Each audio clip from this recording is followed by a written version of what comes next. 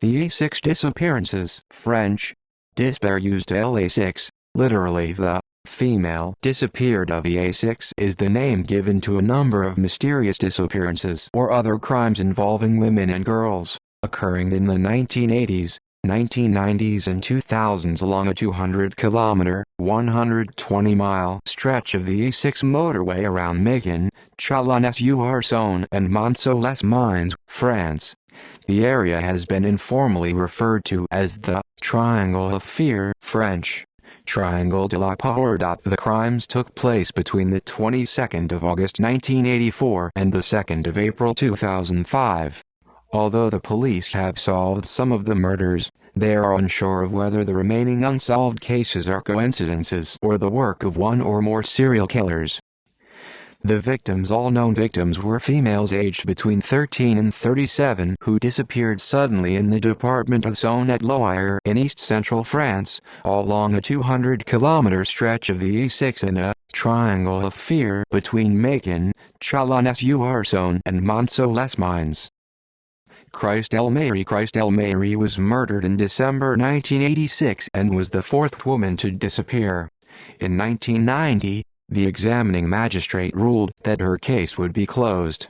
According to French news magazine Le Nouvel Observateur, evidence such as the victim's clothes, jewelry and a knife that were found 200 meters from the crime scene were destroyed by the forensics unit of the Tribunal de Grande Instance, roughly equivalent to a crown court in Chalon-sur-Saône.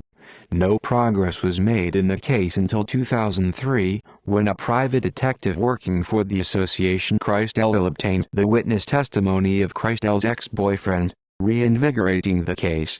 The boyfriend stated that after the murder, a man named Jean-Pierre Moore offered him €300 in compensation for the death of his girlfriend.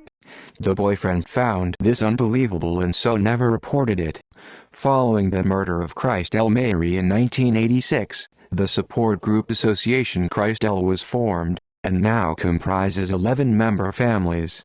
The group stated that its aim is to provide support to families victims of criminal violence. Carole Soltejak, the seventh person to disappear, was 13-year-old Carole Soltejak. Hunters discovered her naked and partially burned body in a forest near Mont-les-Mines. According to the Gazette de Côte d'Or newspaper, she had been stabbed 4 times in the chest.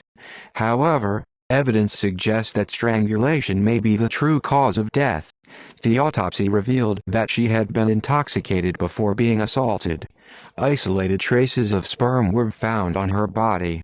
The sperm, however, contained no spermatozoa, meaning her attacker was infertile.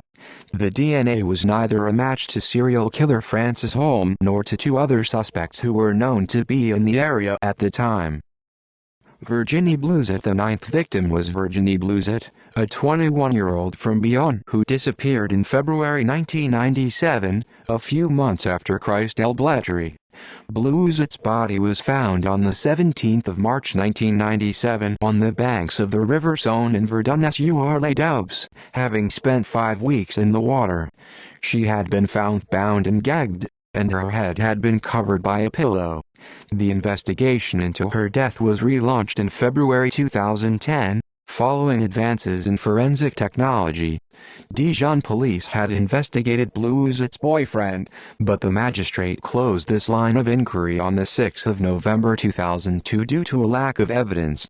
Michel Blouzet, Virginie's father, stated, "A spot of blood was found on the gag, and despite all the years that have passed, we know that more evidence can be found. I've got my fingers crossed." Vanessa Thielon. The body of 17-year-old apprentice chef Vanessa Thielon was found in 1999, on the banks of the Saône in Méquin. She had been violently beaten and had died from an overdose. She did not appear to have been sexually assaulted. Anna-Sophia Giroulet. 20-year-old medical student Anna-Sophia Giroulet disappeared on the 19th of March 2005, after a dance gala in Méquin. Giroulet obtained her baccalaureate at 17 and was already in her 3rd year at medical school in Lyon. Her body was found floating in the Saône on the 2nd of April that year, near a bridge in Méquin. The medical examiners concluded that she had been sexually assaulted before being strangled, suffocating as a result of being stabbed in the chest. Convictions: Jackie Martin, Anna Sophia Giroulet. Jackie Martin, a man who was already on the FNAEG, France's DNA database due to convictions for violent crimes, theft and handling stolen vehicles, was arrested in 2012 after his car, a Peugeot 405 registered to the Rhône department, where Lyon is located, was fished from the Saône and found to contain genetic traces of Anna Sophia Giroulet. Martin was sentenced to 30 years imprisonment, to serve a minimum of 20 years before being considered for parole for the abduction and murder of Anna Sophia Giroulet. He has appealed the verdict. Jean-Pierre Murat, Christ El Maire. The judicial inquiry into Christ El Maire's murder was officially reopened in 2005. Jean-Pierre Murat, then aged 44, was arrested and questioned. Dozens of knives were discovered at his home. Their blades were compared to the blade of the knife found at the crime scene. The knife itself had been destroyed, but photographs of it still existed. The blade seized and the blade in the photograph had been sharpened by the same grinder and by the same person or persons. The expert's report highlighted 4 common points featuring sharpening marks that had been made by the grinder, similar to the manner in which ballistics experts compare traces that a bullet leaves the barrel of the gun from which it is fired.